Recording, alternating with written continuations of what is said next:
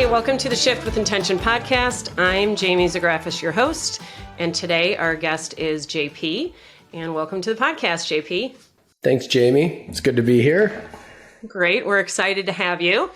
And JP is a business coach, mentor, and leader. JP has run multiple businesses and has had clients that have 10x'd their business and increased their charitable giving. That's exciting. So JP, tell us a little bit about you so our listeners know who they're going to learn from today. All right. So just, I guess, from a professional standpoint, I've been a business person for over 30 years. I got the book skills through getting an MBA, but I ended up spending the last 7 or 8 years just chasing various mentors, from Tony Robbins to Keith Cunningham, Garrett White, Jay Abraham. Just a bunch of men that poured into me that make up a little piece of who I am today, along with my father and grandfather, of course. They made a big impact early on. But these guys gave me some insights on business that I didn't have. And I just remember being this, imagine this, you know me a little bit, but imagine me as the 20-year-old me and thinking that I knew it all. I mean, we all seem to think we knew, but imagine me thinking I knew it all. I remember having a boss say, I want to be your mentor and blah, blah, blah. I'm like, why the hell would I want a mentor? Right. How stupid. And so it's just, you find these people that allow you to collapse time by modeling them, and you put what they've already done into action and you move forward faster. So the last 7 or 8 years, I guess I've just poured a lot into myself to becoming the greatest version of myself continually, you know? I love that. On that note, we met in the Tony Robbins space.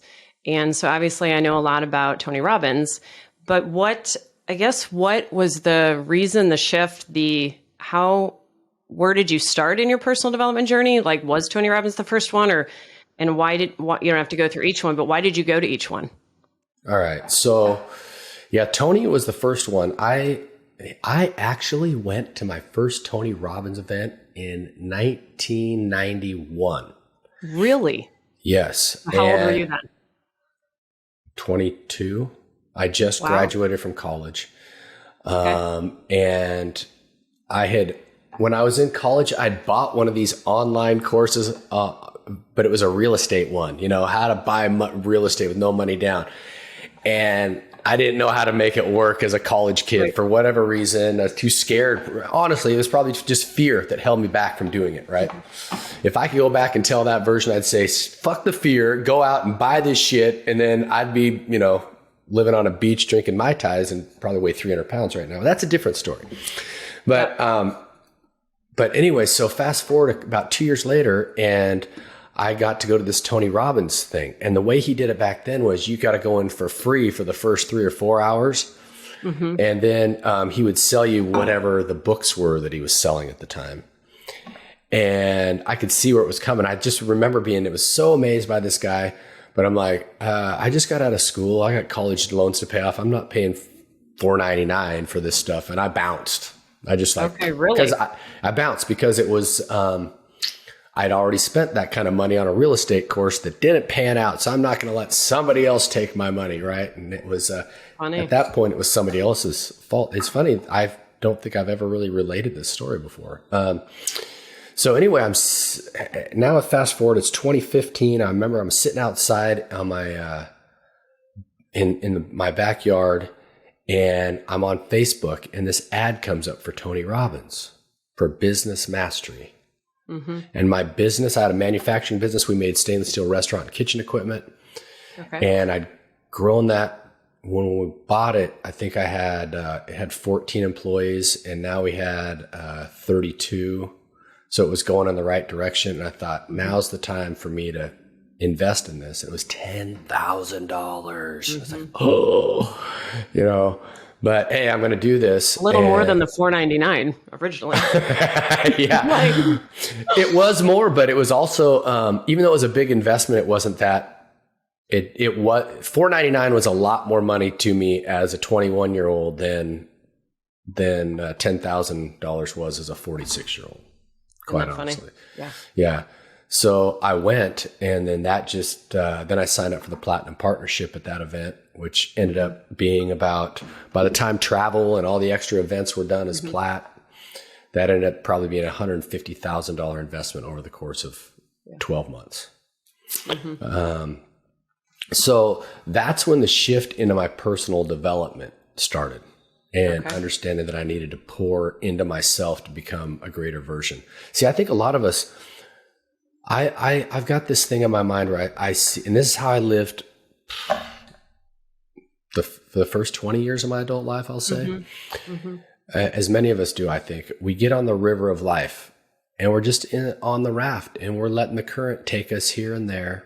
And some of us have the little oar thing or whatever, the rudder at the back. And so we make decisions, and we go, but we're going with the current. We're going with the current. And at some point, there's very few people. There's just very few people. I don't know what the percentage is. Less than 5% that decide, I'm going to live the life I demand to live. And when you do that, it's putting the motor on the back of the boat. Now you can go across the river, you can go back up the river, you can just go into a different river. You're choosing. Hey, you may choose to drive it right over a waterfall, but you're consciously choosing to live life on your terms and not just drifting along from circumstance to circumstance. Do you feel like, so if you went to Tony Robbins for business mastery, but then you came out of it learning you had to pour into yourself, who were you then in learning that space? Like, I guess I got to pour into me. And what did that look like? So our listeners can understand when they're in something that you were in, that they have the hope. Sure. Yeah. I was ignorant at the time. I had a very large ego. Tony, when he sold the Plat, he tells this beautiful story. He sucks you in. And if you ever go to these events, you don't even know you're being sold till the end. Right.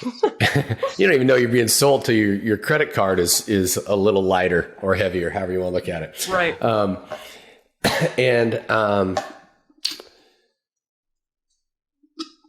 I lost my train of thought on that. Oh, he gives a big ego. Yeah, he gives this thing. He goes, proximity is power.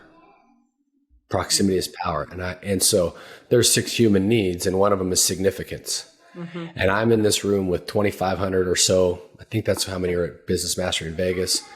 And I'm like, I belong in the front. And I signed up. Yeah. It was an ego-based thing. When I came out of it, it was about growth and contribution and love and variety. It wasn't significance-based. And very little thing. I mean, we all have significance, one of our primary needs. Right. We all have it. But it was one of my primary drivers at the time. Which don't they ask us at UPW to figure out which are the top 2 at that time?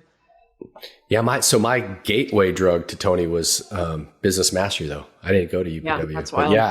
Yeah. So when he started talking about the 6 human needs and people in the audience are yelling it out, I'm like, what the hell is he? How am I supposed to know this stuff? Right. That's good.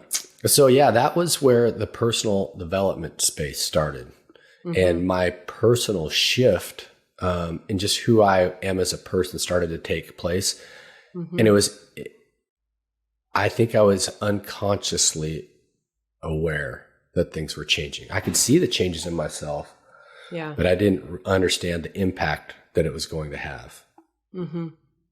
So if you're ignorant and egoic prior to Tony and you sign up for Plat, who are you in the middle of Tony, and then or at the end of the year, however you want to explain it, and then who are you now? Because 2015 and 2022, that's 7 years. So how is that? Yeah. So I started shifting more into finding that the real joy was helping others get what they wanted. And so during that time, I'd have a lot of they call them plats, as you know, but the audience may not. A lot of the plats would need help or advice or something. And I was always there, and I loved giving, and I love that. And that's a big piece of me now is, with my clients, other than when it's my family time, You're a past client, you need help with something, you reach out, I'm there. I'm helping people set up their spreadsheets on their business and become better at reading their financials.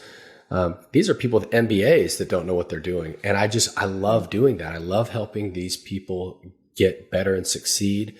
And then the people I'm working with, one of my core values, the top core value of my company is contribution. And so I'm always encouraging my clients, give more, give more, give more. I'm going to show you how to keep more. Right. And so you figure out how to give more and give money to the people and causes you care about most. So that's where it came from. And so for me, I still want to chase and grow and do all that. But it's from a space of then I'll be able to impact the lives of my children and the lives of my community in a much larger way. It's not about me anymore.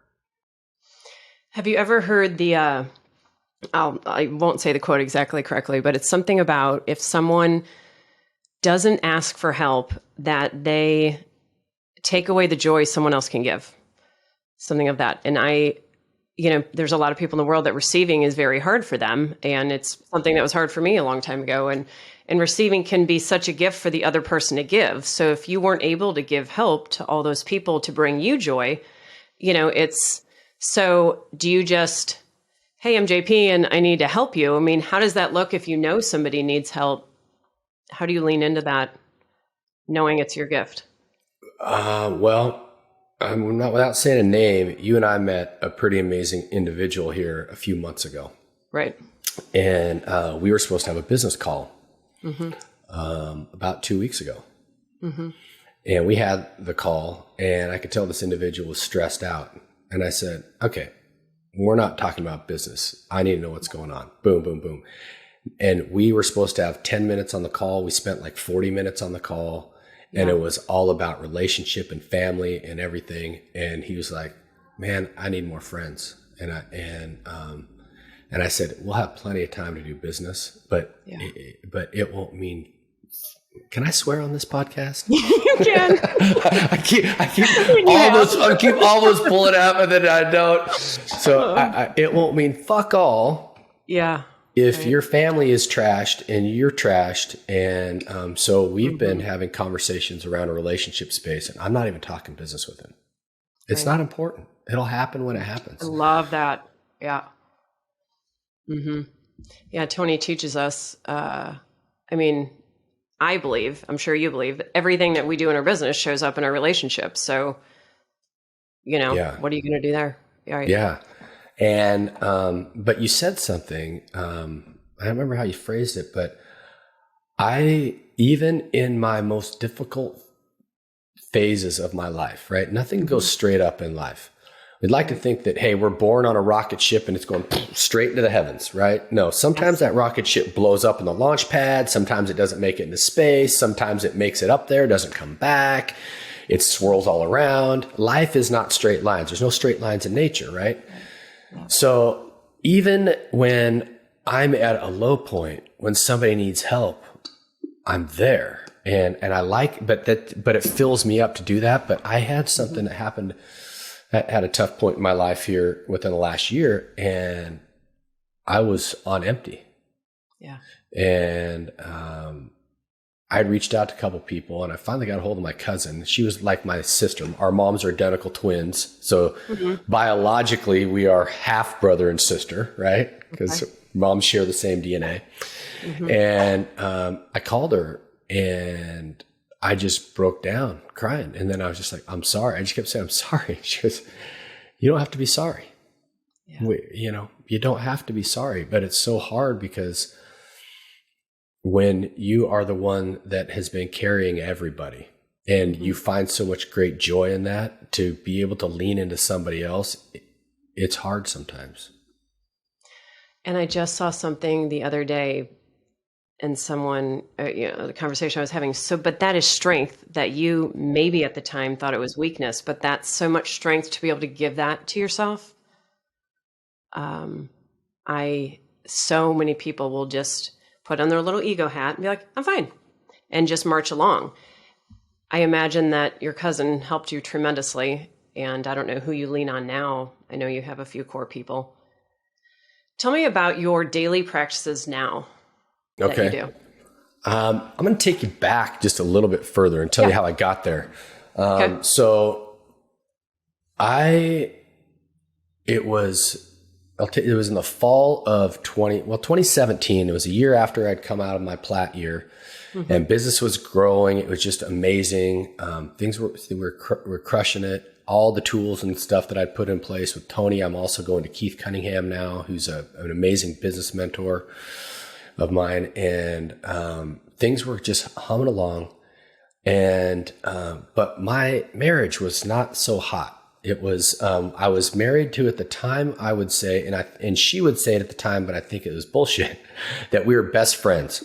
I think what we really were was roommates at this point, not even best friends. It was legit to that point. We had 2 young children, and I would say we were in a sexless marriage, right? And I say that because we had probably sex about 10 times a year. No bueno for me, I'll tell you. And Thank you. I was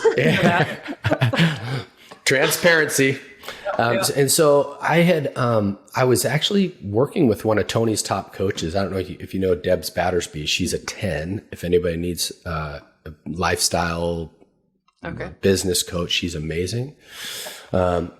And she had me, I don't remember exactly what she had me see, but she's like, this is not a you problem, right? You need to have these conversations. So I'd have these conversations and things wouldn't work. But anyway, in the fall of 2017, went to this amazing place in Cabo, private villa overlooking the Sea of Cortez, private pool and hot tub with another couple. And it was amazing.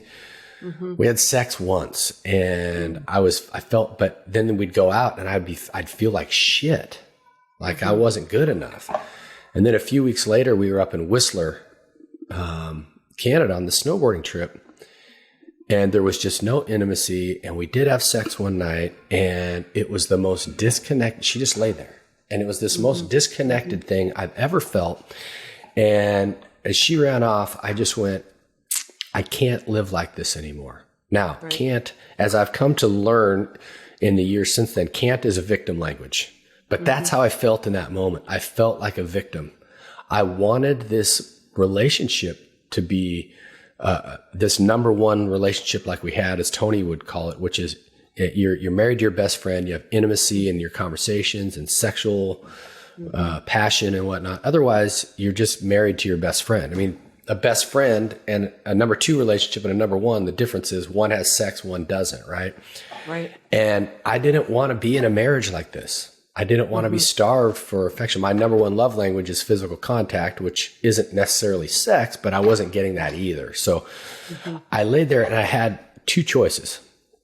I could either start planning my escape, or I could get this relationship back into prime, which was possible to happen, right? So I chose the latter, and I said, let's get this back into prime. And I set my intention. You can go back to this Facebook post at the beginning of January 2018. I'm going to have a number 1 intimate, passionate relationship by the end of this year. Boom. And so I went about seeking, how am I going to do this? And I found another mentor, Garrett White, which led me to this thing called Warrior Week, which basically, as I look at this, it's kind of like, I tell people just from this outside looking in, it's like a mini Navy SEALs training for men, where they rip you out of your head and get you in touch with your heart. So even though I had this stuff with Tony, I still was so very logical in my thinking. Still didn't understand women. Just, what is wrong with you people? You have a problem, I can solve it. You and I have done this before. You'll call me, I'm like, well, I'm not looking for you to solve my problems, JP. Oh, I'm an idiot. I'm an idiot, right? But that's what we men do, is we solve problems. So I started dating my wife and figuring this out. And all of a sudden things started to change, so that from 18 to 20, we were on the top of the mountain. We had that number 1 relationship, and it was amazing. And so how did I get there? Well, one of the realizations that I've had, and I've been working on this for about 4+ years now, is I have a daily practice in the morning. This is what your question was about. Yeah. And I look at 4 fundamental areas in life. And the first one is fitness. And so if because if you don't have a healthy body, then you're not going to show up energetically for any other area of your life. And so every morning I give myself a point for doing something physical. It could be stretching. It could be, normally if you're just starting out, I like you to make a sweat, but once you're in good shape, it can be stretching and you can do your regular workout later, but do something to get your body moving in the morning and then have some greens, right? That's the first thing. And the whole thing is your body's got to be working right before you can put in anything else. The next one is your faith, right? And I remember Tony having this wheel of life thing. And I remember talking to my Tony Robbins coach. I'm like, I don't really care about this faith section. It doesn't really call to me. He goes, I don't either. He goes, and he showed me some other stuff and okay, that's cool. But now it's become such an important part of my life. I meditate daily. So every morning I meditate and then I journal. And so I give myself points for that. So I'm pouring into myself. And faith comes too, for me, it comes in having faith in yourself and understanding that the divine spark is within each of us. I mean, I did I do this thing called the Daily Spark on Spotify now. And the one on there was just about how, I'll get off. I'm going to get into the weeds if I go into that. Anyway, so then the next area is family. And so family is not just your wife, your husband, or your children, but it's also your friends and those people closest to you. So every morning, at least 2 people are going to get a love message from me. Something I love about you, honor you for, or thank you for, or a memory of our past. And so I'm pouring into other people all the time. Yep. And then finally, now you get to business. And so I study something and share it. So one of the things I do every morning, and if anybody wants a copy of this, you can reach out through Jamie. I've got this app called the Spark, and it allows me the first question, and you'll see you've seen it, Jamie, on my Facebook. Every day, there's going to be over 1,000 of them on there because I've been doing it for 4 years. Yeah. I do this thing and I boil it down to one sentence. It's my parable of the day. It starts out with who or what has triggered you or why. And then you just look at it from different angles. What's the story you're telling about it? What's the opposite story? What's the story if it was applied to you? What's a chosen story? Because so many times when something happens, all of a sudden Jamie makes me mad and I go, well, Jamie's a bitch. That's the story I'm telling, right? Right. And then I go, well, what's the opposite? Which could not happen. Well, we know that's not true. But we go, what's the opposite story? Well, Jamie's not a bitch. And then I have to prove that you're not a bitch. So but we all fall into this. Everybody does it. We fall into the default story. So this allows me to look at my life from all different angles and go, okay. It allows you to show up with grace. Yeah. For people, and so that's where now fast forward, I talked about how we had this rocket ship that never goes up straight. And I just had a marriage that's coming to an end. After I just told you 18 through 20 was the greatest thing, we're not going to get into the details, but the rocket ship doesn't always go up. But one thing that I'm very proud of is who I showed up as a man, especially from 2018 on. I'm very proud of that. And you and I have another associate that was a Platt who does a lot of divorces. And his words to me were, you, after 3 months, are where I was after 3 years. And I think that a big piece of that is because I focus on the 4 areas of my life every day. And I call myself out on my own bullshit stories every day. And I don't allow myself to wallow in the self-pity of that. And so it's amazing, Jamie. I love your book, Shift with Intention, and I love the concept behind it. But if we start looking at our life, there's shifts that are constantly happening. Oh, every day. Especially when you're that person that's put their motor on the boat on the river of life and is living the life you choose to live and not living a life by default. Yep. So one of my favorite, and I can't say non-favorite, it is ultimately my favorite, one of my favorite things about you, even if I don't want you to say it out loud, but that is the Tony quote that you kind of live by, that life's happening for you, not to you. I totally believe that. Is it the one that I always say about Tony? No, I usually say you create your life. Now, they're very similar, but if something in my life has not been amazing, and I've told you about things in my life that haven't been amazing, and I'm not really ready to hear, life's happening for you, Jamie. I'm like, I know. But I feel like that's kind of like your go-to quote. Do you feel like you live by that every day? Or how? I know we're all humans, so you've got to fall off a little. So, oh, you absolutely do. Absolutely. Tell us a little bit of that human side. Yeah, you'll wake up some mornings and you just go, fuck.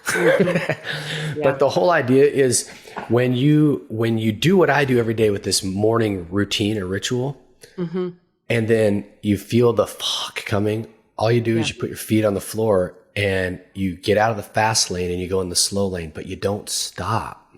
See, most of us hit that moment and we just stop. Right. And I had a really beautiful moment this summer where I've got this program, and I took the concept from Tony, but I developed this on my own. And Tony would talk about if you're unhappy with your life, it's because your life conditions, the way your life is currently right now, does not match the blueprint of what you think your life should be or what you want your life to be. Right. Right. And so I created this 30-page, whatever it is, 40-page document across those areas of life: fitness, faith, family, finance. And basically it walks you through, hey, what's your life conditions now? Yeah. What's your blueprint? And so you can map it out and get really clear on this, right? So I did this, I don't know what it was, 6 or 8 months ago. And it's like, what are the emotions associated with your life that you're feeling currently? And it was right after my marriage. It was decided we were done, right? Yep. And so it was sad, lonely, frustrated, disappointed, disheartened, fearful. I mean, you get what I'm getting at. All these emotions that we would generally consider negative emotions, right? Right. And then it said, when you think about your life in general, overall, and what it's going to be in the future, what are the emotions you associate with your life? Happy, joyful, abundant, loving.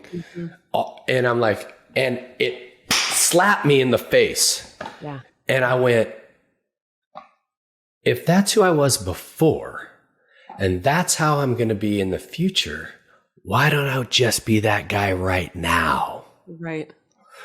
And so whenever I'm feeling those emotions, I can just shift back and go, no, that's not who you are.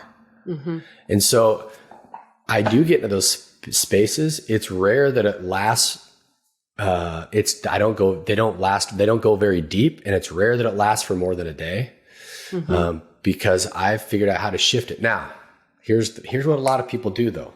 In all reality, I'm gonna ask you a question. I'm gonna pop quiz Jamie. Fabulous. What's the opposite of the truth? Oh, I bet we've had this conversation. The opposite of the truth is, I'm going to go a different way than you think I'm going to go. Something you're hiding from yourself. You just about got it. So think about this. You're facing the truth. When you turn it around and you're denying the truth. The opposite of the truth is denial. So you're not facing it. So a lot of people say it's a lie. The opposite of truth is a lie. Right. No, it's denial, because you won't face the truth. So when I'm in that space, I've got that Spark app. I don't avoid the truth. What's triggering me? Now I have to figure out what's triggering me and face it every freaking day. And so that helps me pop back up out of the pit and get back into a more normalized level. That doesn't mean I'm flying at 60,000 feet, Mach 12 or whatever. I'm not like Top Gun, Tom Cruise boiling through there, right? It just means maybe I've got to pop over to the slow lane for a day or two. Yeah. And then get it back up, but I'm not stopping. Right. I love it. One of my mentors, probably, I think it was like 2013, said something to me and said, if your reaction to something is more than a normal reaction, it's your trigger to heal something. And I was like, and that has stuck with me, because like if my kids are doing XYZ or in a relationship, if it's, more than a normal reaction to something, then it's my shit. And that's been a powerful thing to hold on to. That's awesome. That's a good one. Yeah. I'll give you that since you quizzed me.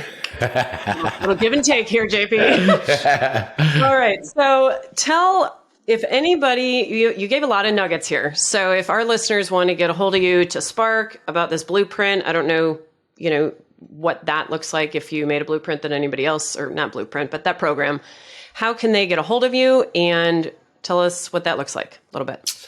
Yeah. That's a good question there too. You can get a hold of me multiple ways. You can get a hold of Jamie.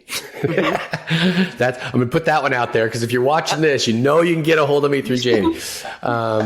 Email is jp@archonusa.com, ARCHONUSA.com. We also have archonusa.com website. You can find out a little bit more about me.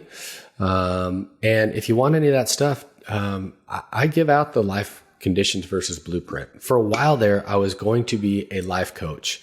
And what I found out was most of the people wanted to talk about business, because that was my expertise. And now that I'm focused more on business people want to start talking about life stuff. So it's starting to come around full circle. But I created that because I wanted it to be part of a program. Now I just give it to people. It's, here it is. And if you want to talk about it later, that's great. We can have those conversations. It's beautiful. But most of what we're going to talk about is, it's going to be relationship stuff. I'm not going to talk a lot of religion stuff with people or faith stuff. I'm very personal in my own faith. And so I don't push it on other people, and I don't want it coming back either. But so I've got that tool. I also, one of the things that I do, Jamie, is I run an executive board room. And I bring in 8 business entrepreneurs, and we work on their business for 2 days with at a boardroom level. I basically act as the chairman of the board, and the others act as the board of directors. And this is where we have a mutual friend. Actually, it's amazing how many mutual people we have, which was so random that this guy knew you. And right. Anyway, he was making last year, he's making a good living, right? He came to the boardroom, and we kicked him. We kicked him for being, I don't want to use the word lazy, but not pushing himself as hard as he could have. Playing small. Yeah. And he's somebody you're going to have on your podcast in the spring. I will almost guarantee it, because the man's made a shift, and his income is going to be mind blowing. I mean, mind numbing. And it's because he came to one of my boardrooms, and I'm so excited for him. And just, I can't wait for him to be able to share his story with you. Yeah. I love that. Yeah. I wish I could, I don't know, that was kind of a really weak teaser or whatever. But you just stay tuned, people. And so if anybody wants information on that, it'll be, all your information will be in the show notes, but they can just reach out to you and get more information on that too, right? Yeah, 100%. We still have slots open for next year's boardroom. We basically, we meet 3 times a year for 2 days. The final day, the final session of the year would be a 3-day session where we do some strategic planning around your business. And then I also do 20 Zoom call trainings on business, around the 8 areas of business that I think are the key fundamentals versus psychology. We talked about that a lot today. Right. Then it's leadership, culture, sales, marketing, accounting and finance, optimization, maximization, and strategic planning. So I'll be doing trainings if you're part of the boardroom. There's going to be 20 trainings next year. Zoom trainings. Yeah. Where we'll hot seat somebody's problem or just give some trainings on beyond that. So awesome. Yeah. All right, my friend. Well, thank you. I appreciate you. I appreciate you being on here and learning my, as my first video type person on the Shift with Intention podcast. And anything you want to leave our listeners with? No, I would, if you are in a space where you're just not feeling it, one of the things I would do is buy that book over there, and you'll find people that it's through our darkest hours that the greatest version of ourselves is forged. We can either give up or we can wow, I'm going to say something pretty cool, but I got to make sure we can either give up or we can rise up. We can give up or we can rise up. And that's a good place to start, because there's a lot of stories in there of people that were faced just with that. I mean, some of them will bring you to tears. Yeah. And then you just feel so much gratitude for life. And here's the other thing. Just, guys, when you are in that darkest moment, find gratitude in it. Because, you know, you want to try and exercise, walk into the cemetery. Mm-hmm. And all those people that are underground would trade places with you if they could, no matter how bad your life is. So very true. So find gratitude in this moment, because you are a miracle. Thank you. We'll leave on that note. All right. Thanks, JP. All right. Bye-bye. Bye.